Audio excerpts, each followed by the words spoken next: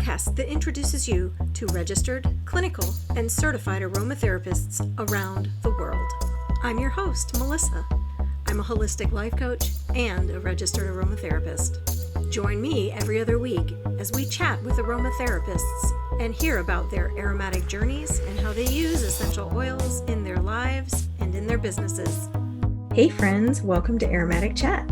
Today we're going to be talking with Michael Ford. Michael owns Avalon Holistic Wellness in Covington, Louisiana, and I'm excited to talk with him today and find out everything he's doing in aromatherapy and with all the other amazing modalities he's practicing. Let's get going. Hey, Michael. Hey, Melissa, how you doing? I am doing well. Last time I saw you, you had aqua hair. It changes with the weather, my moods, time of day. I understand. I like your purple. I understand. It's a cheap and easy way for me to have some fun. Look at all your certificates. That's not all of them. I have multiple credentials. I was creeping around on your website before coming on. I saw all the certifications and wow. Is Avalon your business or are you working for someone? It is me. That's you. Do you have employees or is it just you? Nope, it's just me. That's even more impressive. My career journey has been probably 2 decades or more. I decided a while ago I was sick of working for other people. As my freelance started to increase, I said goodbye. And that was that. Good for you. It was you. scary. It is scary, but that's how so many of us move into solopreneurship. I would say probably the first 2 years I was a little scared. Well, I appreciate you being here. Thank you so much. I would love for you to just tell our listeners a little bit more about your aromatic journey. How did you get to where you are? It's a little bit of a twisty story. I was a weird child. I am told by my mom that at like the age of 5, I was curious of what does this plant do? What does this stone do? All these different natural things. What are they for and what do they do? She was a big gardener. So we always had all these plants and bugs and stuff like that. And so it kind of grew from that. As I hit my teens and whatnot, I found it really interesting that medicine came from plants. We always hear about the salicylic acid being a derivative of willow leading to aspirin. And so things like that were really, really cool to me because there was some science behind it. As a teen, I devoured every book in the school's library on herbs and potions and lotions and all that sort of stuff. Massage wasn't really big here yet, but I found a woman who was doing a small school in Mississippi for herbalism apprenticeships. And we discussed aromatherapy some, but the focus was herbal medicine. That kind of launched me into massage therapy. So after massage, I started working at a local spa. Different reps would come in with all the skincare products and some aromatherapy products. I started already getting more involved into the aromatherapy, and the aromatherapy rep came who owns a distribution house, whatever you want to call it. And she was a formulator. So she would go buy from distilleries, formulate her own products, sell them to multiple companies or sell straight oils. After chatting with her a bit, everyone else's eyes glazed over. And I'm like, wide-eyed and tell me more. She started telling me about AIA and NAHA and whatnot. And I'm like, oh, this is a whole new world, and found formal education through NAHA's website. I found ACHS through them. I stopped off midway to go to school for aesthetics as well. Started just incorporating all of it. I mean, at the spas, everyone liked a service provider that could do more than one thing. I could do massage and facials and then start incorporating the wee bit of aromatherapy that they had. It's been this, I'll be punny, it's been this blooming story of a weird kid to having my own business. Yeah, I wouldn't, you say weird kid, and I just think a lot of curiosity, which is kind of a common thread among aromatherapists in general, and herbalists. We're very curious. What about this makes me happy? I don't understand. Right. I want to know more. And you mentioned ACHS several times. And I did notice on your website that you didn't just scratch the surface. I evacuated for Katrina as they were sending me out my box of stuff. I got a call. I can't remember who it was. My mental Rolodex of names is not working. She calls and she says, we're about to send your stuff and we see where you are. Where are you and are you okay? I'm okay. I'm between these 3 cities and I'm about to move. So we waited. It was interesting. Yeah. For those that don't know, American College of Healthcare Sciences offers associates in a variety of complementary modalities. They have one bachelor's program now. I believe. Okay. And then they offer master's programs in a bunch of different complementary modalities. So the people who go to ACHS and go all the way like Michael did, they're educators. They're very thoroughly educated and they know what they're talking about. So first of all, thank you for going all that way because college ain't cheap. Or easy. And a master's program. Look at, oh, it's an online school. It's not as good. Wrong. They estimate 6 to 9 hours of study time a week. No, you need to double that. 6 to 9 hours to pass your class. That's what that means. I calculated my hours one day between work and school and hobbies and this and that. I had 11 free hours in a week, assuming I slept 5 hours a night. So you own Avalon Holistic Wellness. I do. And I read your bio and like I said, I creeped around on your page and looked at everything. I love how you came up with your name. Yeah. We're total geeks.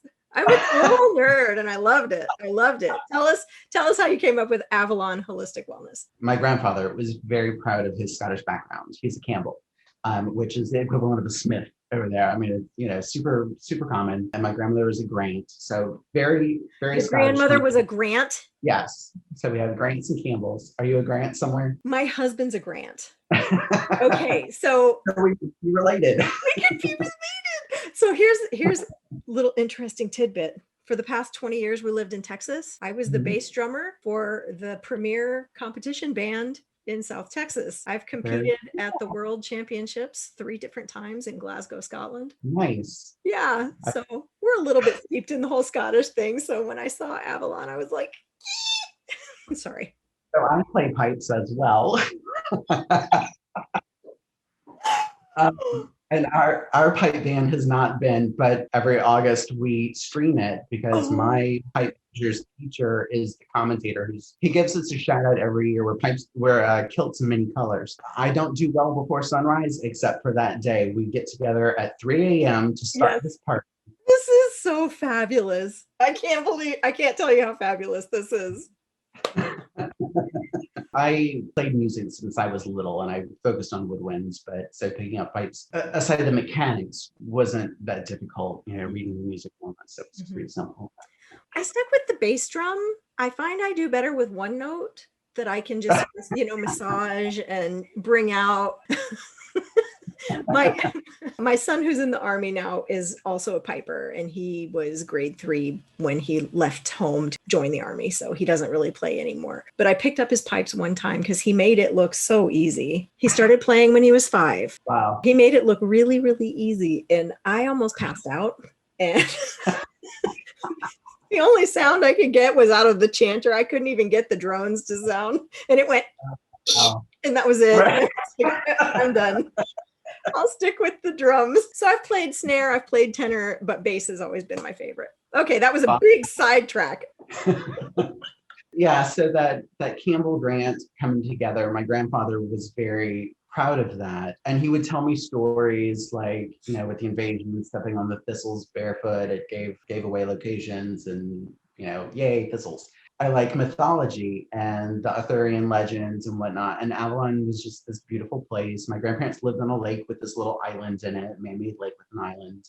I don't know. There's just something about that imagery of it's there, but it's close and you can get to it if you try and this and that. And in the myth, it was a place of healing and recovery for Arthur after he was wounded. I have a home office modified for licensure and all that good stuff, but it's off the beaten path. And one thing I didn't like with the spa world is you're in and out with a 15-minute turnover and it's like cattle sometimes and there's no real connection. And I didn't like that. I wanted to establish a place where people could come, relax, have whatever their service is, get whatever it is that they need to have done for them and with them without a lot of, door slamming down the hall, hearing people in the hall, any of that stuff. The name lended itself quite nicely, I think.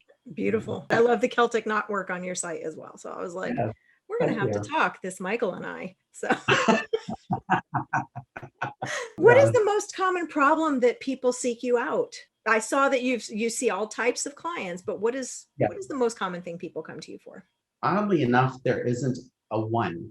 Even looking at my service numbers and my dollars, my services are pretty much a three-way split between body treatments and whatnot. The big issue is going to be stress, but how it's manifesting might be in different ways. Some people might come for physical needs, like if they've got aches and pains or digestive issues. Sometimes it's sleep. The clients that come for skincare, they're all about the moisture that doesn't feel heavy. We want moisture, we don't want oil, and you're feeling humid and not oil. So there's quite a bit of re-education that has to happen there. But aside the daily, I want my skin to look good, stress manifestations are going to be probably the biggest reason why people come. I guess with having a kind of a lagniappe approach, it's really difficult to narrow things down because I hit things in different ways. Right. You have so many modalities. Yeah, right. For sure. Okay. The big question, COVID. COVID. How have you seen COVID intersect with your business? Early on, let's say Louisiana started seeing a lot of cases early March. Everything that wasn't essential had to close, including me. I was closed for 3 months. It wasn't fun. The clients who come are very respectful and understanding that I'm not going to violate the governor's orders. I'm not going to put anybody in risk. Now, those who needed to pick up product that I didn't have to make, we did non-contact. You pick it up off the porch. Credit cards are saved in their profile. Everything's secure. So it's just like, okay, I see you on the porch, click, click, click, and they're charged. Once we were able to open, the restriction was still pretty heavy. Having multiple licenses and being a part of multiple organizations is nice, but in this situation, it was a little bit of a detriment. Massage board might say, you can't open yet. Cosmetology board says, well, you can open. I can't get rid of one license to open. I might not be performing that service. I'm still the establishment. One board was not as proactive as another. The massage board I found was very lax and ineffective in helping therapists get through everything. They didn't provide any kind of guidelines for safety. The cosmetology board was phenomenal. Sanitation is a big factor in Louisiana for cosmetologists. It's in our statutes that we have to use certain cleansers. Like we can't even have carpet because you can't sanitize it. So as I would get information from the cosmetology board, I'd pass it on to my massage friends. Coming from a medical family, my mother's a nurse, my stepdad's a chiropractor, my cousin's a surgeon. You always assume somebody has something. So that was my approach. Even though I might have had clients for 10 years, you might have come in contact with something and have not shown symptoms yet. I'm very fortunate to have the clients that I have. Dear friend of mine, a massage therapist, she had clients saying that they would pay her double to break the restriction, and beyond safety issues, it's just rude. I asked my massage therapist, what are you doing? I mean, I didn't go to her and say, hey, let me come see you. How are you navigating? And let me know when you're back open.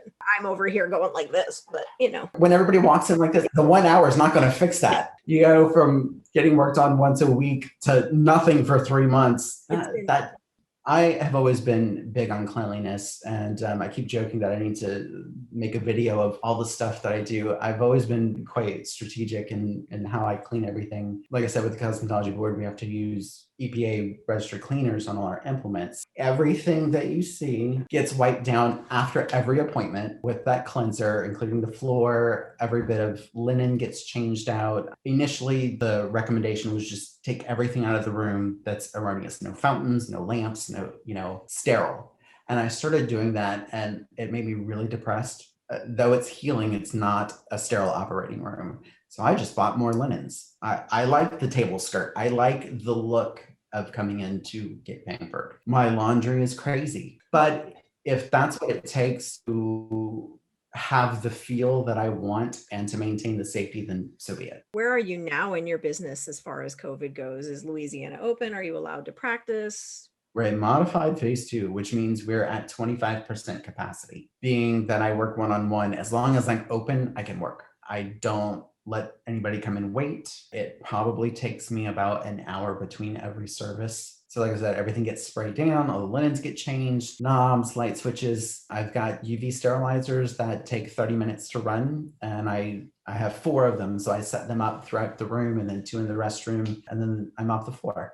I'm one of the weird people that's actually been thankful for 2020 because it has brought to light issues that we have been ignoring for a very long time in practices like yours, right? As a customer, I take for granted when I walk in and see that you're ready to see me. I just think you're ready to see me. I don't know Right. what you did to get Right. to see me. And now that getting ready is even more in depth than it used to be, because before it was just a quick change of the sheets, wipe everything down, ready to go. And we took all that for granted. Yeah. I think most of us did things like that at the end of the day. Right. Like obviously changing the sheets and stuff like that. But yeah, I mean, I mopped at the end of the day and I was still very keen about wiping knobs and switches because that's gross. Running the UV between everybody eats up quite a bit of time. I've had clients tell me before, even before all of this, man, this place is so clean. I feel like I could eat off the floor. I'm like, don't do that. But I know, like other places that I've worked, I'm like, this is disgusting. You know, my room might be clean, but the rest of it was quite foul. Right. From a provider standpoint, I just keep thinking, like, as a customer, the Yeah. masses, we've all taken for granted what Yes. our providers do for us. Right. All taken it for granted. And 2020 brought to light what is actually happening behind the scenes. If you were a decent provider before, really you just kind of stepped it up a little bit. But now at least people are aware of the fact that, oh, you have to clean between each and every client that comes into the room. Because I don't know if people really realized that before. Do you know what I mean? I would think that most customers would assume it's just changing the sheets and that's that. Exactly. And which is where a lot of spas come in with that 15-minute turnaround. Even without this, I wanted 30 minutes to clean and collect myself and mentally prepare and, you know, all that good stuff. That's a whole other preparation we haven't even touched on yet, right? Before I work with any clients, man, I sit, I center, I breathe, I pray, I get ready. I don't just turn on my computer and there you are. Right. Hi, Michael. Good to see Right. you. No, I prepared my space. Yes. You know, to meet with you. I like you. I just want to say. Next time we'll have to hang out at conference.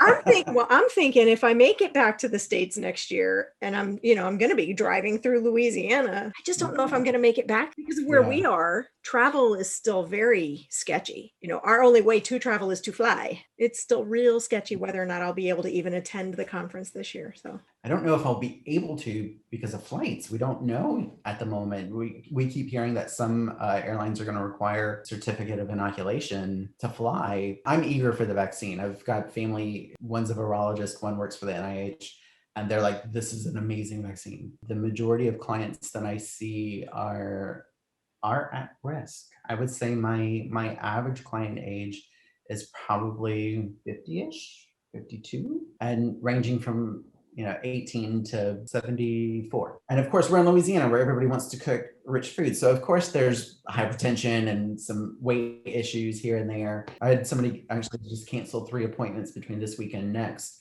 because of that. Our numbers have jumped up significantly the past week. She and her husband are both older, a few morbidities, and they didn't want to risk it, even though they know my practices. I'm responsible for my own health. Right. And if I'm not comfortable, I need to not participate. So yeah, kudos to them, Yeah, I can't fault them at all. I'm like, that's absolutely not an issue. I want you guys to stay safe. Yes, so. Absolutely. Okay, moving on. Top 3. What are your top 3 favorite? And I'm going to go ahead and say favorite essential oils and or herbs because I know you're both herbalist and aromatherapist. They range. At the moment, my favorites. Yes, that's a common thread. Right. This week. Right. What time is it now? My favorites as of late, Copaiba being one. I'm seeing a lot of people with aches and pains right now. And our weather, Louisiana winter, will have a high of 70. And then we have a high of 50 with 80% humidity. And then we have 78 with 0 humidity. And so it's hot, cold, heaters on, AC's on, everybody's joints are killing them. And I find it works really well. I love how much it interacts with the CB2 receptors of the body, how wonderful it is just for mitigation of pain. And it doesn't have a very strong scent to it. I find that's nice. Not everybody is keen on really strong odors and whatnot, but it's super light and seems to work really, really well. And I tend to incorporate it with a little bit of ultrasound therapy. So it's helping to push things deeper. The sweet orange is another one that I really like right now. With everybody having stress and mood and exhaustion going on, I find orange is, it's a little unlike most citrus that tend to pick you up. It picks you up in a way of having a cup of tea sitting in the sun instead of, and it tends to be more relaxing. To me, it has a very casual feel, but I like that it's a little antimicrobial and fresh. But I really like the mood aspect of it at the moment, just because everybody's kind of exhausted. I sense a tremendous amount of adrenal fatigue across the board. Right. Herb-wise, ashwagandha. At the moment, I have been making so much tincture that I'm out. I can't keep it. And I've been blending it into things. I've been seeing a couple of people like from menopausal type symptoms, and who's not fatigued in menopause or stressed, Yeah. So everything's getting a little dash of it. I'm familiar. That and nervine herbs, most people can't sleep. So a little bit of the orange with a little bit of valerian or some skullcap. That was more than 3.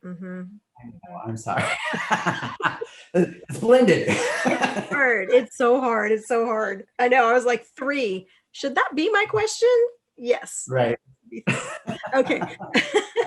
So what's got you really excited right now, either personally or professionally?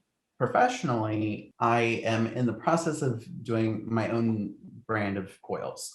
I'm not distilling, I'm still working with suppliers, but I was kind of tired of seeing everybody else's name on stuff. You get to see MSGCs and we understand them and all that good stuff. Why am I spending money on other people's stuff? That's in the works, but I'm still going through some old stock before I switch over my supplier and all that good stuff. So that's an iron in the fire. My main focus at the moment, part of what got me into aesthetics years ago was I liked it. I liked taking care of my skin. I did not have acne as a teen because I took care of it. My youngest brother kept stealing whatever products I was using. I had friends in high school asking me what I was using. Best friend of mine, he says, I need whatever you're on because I'm having some issues. And he didn't have bad skin. In high school, I think I had 2 pimples. And with that early herbal, I want to make stuff and whatnot, it kind of got me into skincare. Started making masks and trying to do emulsions, not very well at that time, and serums and whatnot. And I've revisited that throughout the years. So I am actively working on a small skincare collection. In the facials that I do, I already make a couple of serums that I use to massage during, dependent on skin type and issues. But I love an oil-based cleanser as well. I think they're amazing and they're useful in every climate, especially hot, oily places like the South. So I'm playing with an oil-based cleanser, 5 different serums, a lip balm or 2, and a couple of different ointments. Wow. Hopefully that will be popping up within this year. That's amazing. So that was a beautiful segue. How do you incorporate self-care into your crazy busy solopreneur life? 2020 has taught me to slow down. And though I take time for myself and do things for myself, I get spread thin very easily. In addition to working my 50 hours, behind the scenes included, and then doing piping for probably 5 hours a week, I was also teaching foil fencing, and we met twice a week. And so that was about 6 hours and whatnot. With COVID, none of that's happening. And I'm like, I've realized it's okay to say no. I have cut my work hours a little bit more. I stopped working Saturdays for, oddly enough, it was not a busy day and I was only open half a day. And so now, even though I'm not seeing clients on Saturdays, I am blending or working on something towards my skincare products, either drawing out labels or whatever. And I find that incorporates the art that I like. There's more than just satisfaction at the end of that it becomes a label. Right. Right. Well, and the beautiful thing, you said you learned how to say no. The beautiful thing about saying no to something is you're saying yes to something else. Yes, to So, yourself. Yes. exactly. Exactly. And being able to say, I'm not going to do that. It doesn't align with where I'm going right now. Right. It doesn't mean no forever. Sometimes, sometimes Yeah. you just need to No say for no now. right now and say yes to the things that are really in alignment with where we're going and where we're headed. So good for you. Reflection has been good too. That's fabulous. How can people get in touch with you if they're interested in the services you provide or the products that you create? I don't do a lot of social media, unfortunately, but That's my really website, smart. That's really smart. my website is Avalon for Wellness, and it has my phone number and email address on there. You can peruse it and shoot me a message through there or give a call. Highly recommend leaving a message because I don't recall return calls that I don't know what they are. Facebook is the handle is at Avalon Holistic Wellness as well. You can send a private message that way, or you can message directly on the page itself, whichever. Fabulous. All right. And then before we close, do you have any last words or anything that we didn't cover that you would like to share? Sure. So professionally, all the professionals out there, the new ones, the old ones, remember yourself. Like we just talked about, self-care is very important. It's okay to say no.